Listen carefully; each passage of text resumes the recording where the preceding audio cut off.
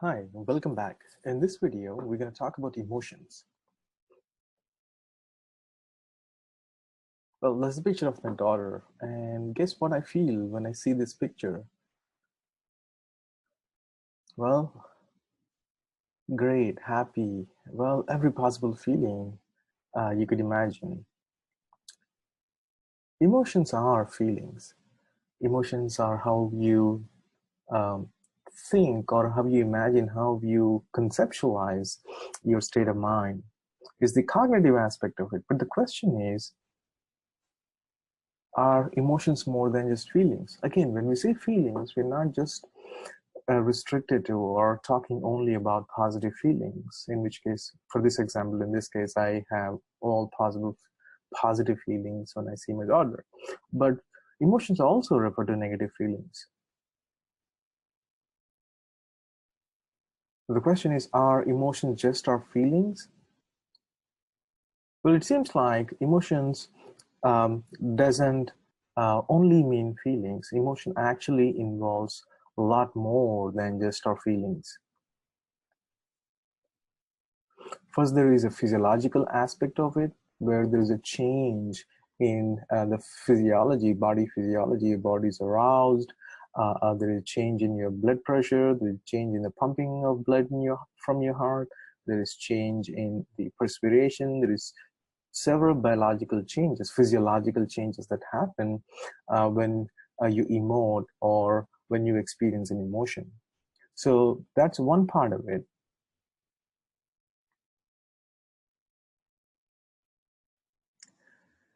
The second part of it, which we actually call emotion, which is a feeling, is the subjective aspect of it, which is your interpretation of your state of mind. It's a subjective feeling. It's a mental state. It's your understanding of whatever is going on in your mind. So that's the cognitive appraisal. It's like your mind saying, yes, you're feeling positive. Yes, you're feeling negative. But there is also a third component to it, which is the behavior itself, which is our expression. Now, if you look, when you're angry, you emote differently. Your bodily expressions change. When you frown or when you're sad, your bodily expressions change. Um, so we refer not just the facial expressions. I'm talking about the total body expression. For example, if you're sad or depressed, you tend to bend forward, and your extremities, your hands, try to come close to your central part of the body, as opposed to when you're confident, happy, your chest widens up, your head is up, and you're not curled into you're not curled together, but in fact you're open. So when we say expression, we're not just talking about facial expression, which is also included, but we are also talking about general body expression.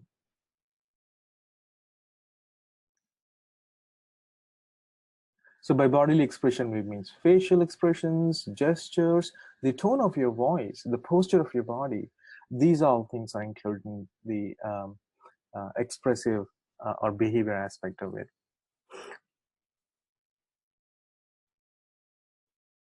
Now, an important question is, what purposes or what purpose does emotion serve?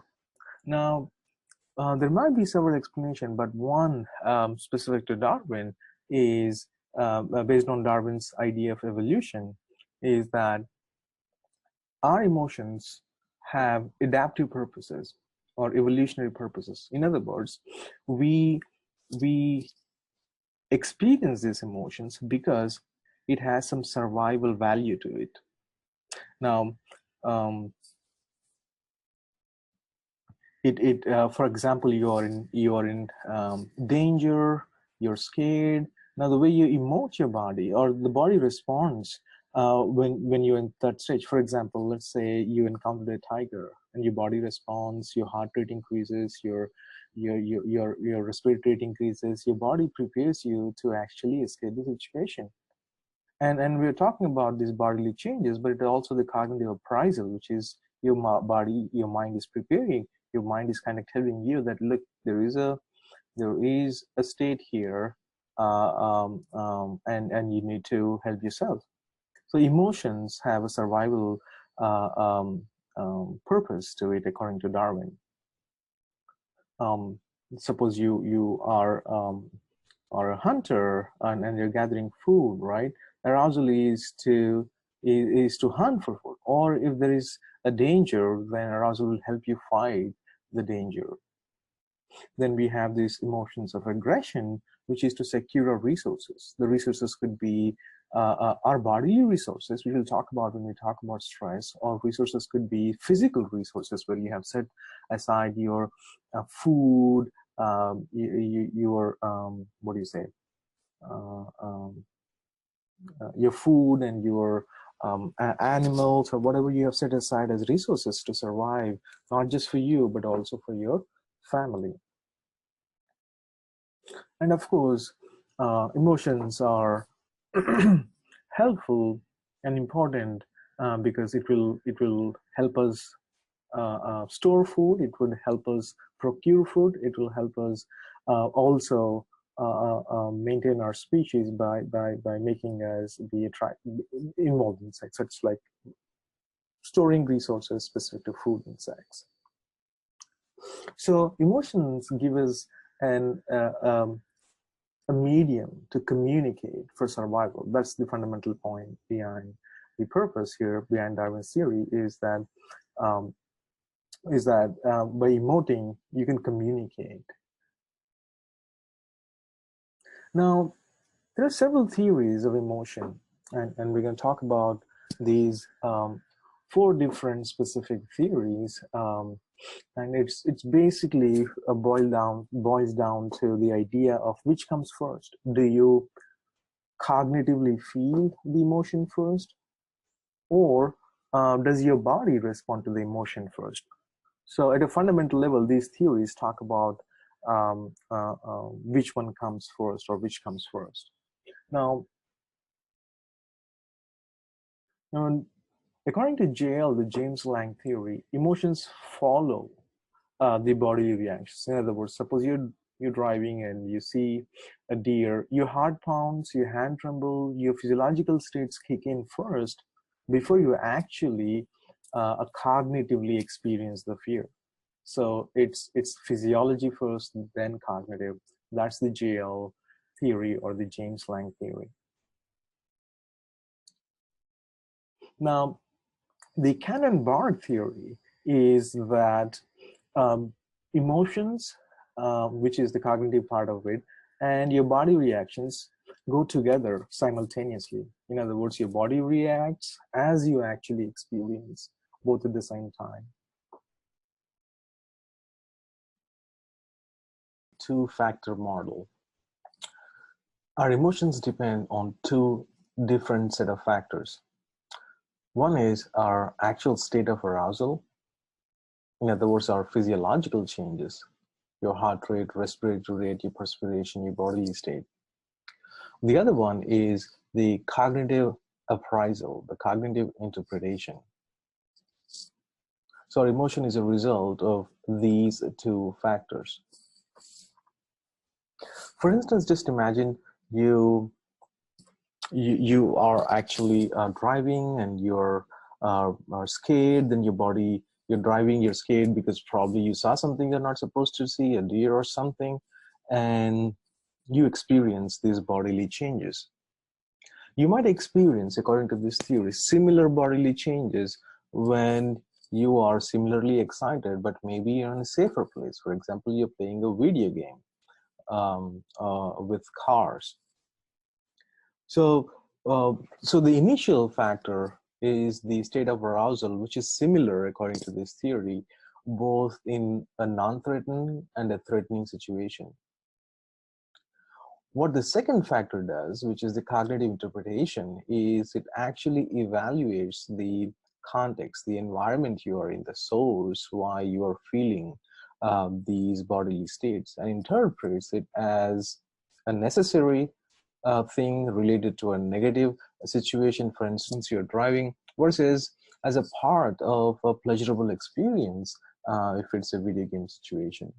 So our emotion in this sense, or according to this theory, then is a function of these two factors.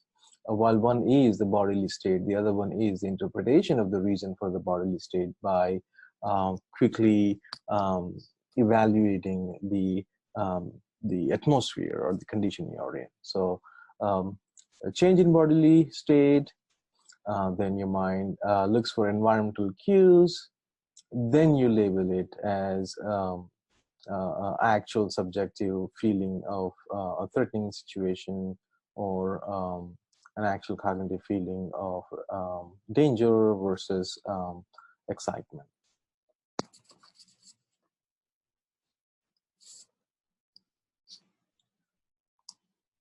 So coming back to the next model, is the dual pathway model.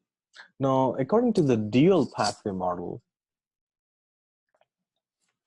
so according to the next model then, which is the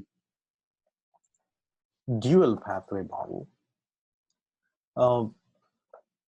the context in which you are in, suppose you are driving and you see a deer, or if you're playing a video game and you experience, your body experiences physiological changes, right?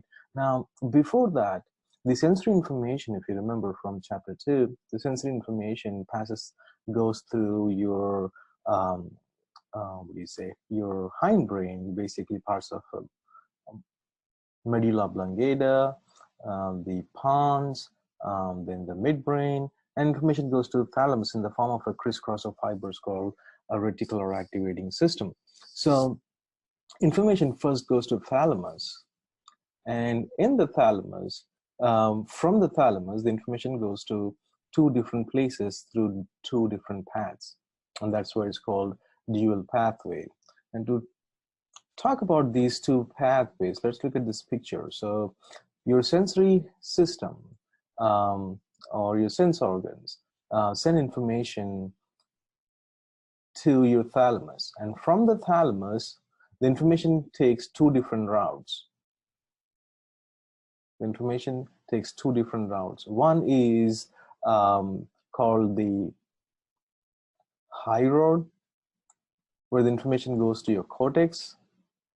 The other one is the low road, where the information goes to the emotional part, the subcortical structure, especially amygdala. Now, the information, the high road, where the information is actually going to your cortex, right? The information taken to cortex is slow. The information taking the low road, it happens quickly, within a fraction of a second. And this amygdala, once it receives information from thalamus about unexpected stimulus, let's say, it sends information, it actually triggers the stress response system in a way that your body immediately gets ready, and leading to those physiological changes such as heart rate increase, perspiration, respiratory rate, and all those things. Then remember, there are two pathways. The other pathway, where it takes more time, but eventually the information, when it goes to the cortex, it actually processes information slowly and determines the actual threat, and determines whether it's a pleasurable thing if you're playing a video game versus if it's a dangerous thing if you're driving something. So here, dual pathways here then refer to the one is the low road, the other one is the high road. Low road is a quick reaction, and from your amygdala, and the high road relates to the cortex that actually takes slowly. So both are important if you think about it. A low road actually helps you survive, versus a high road actually lets you respond appropriately after taking some time.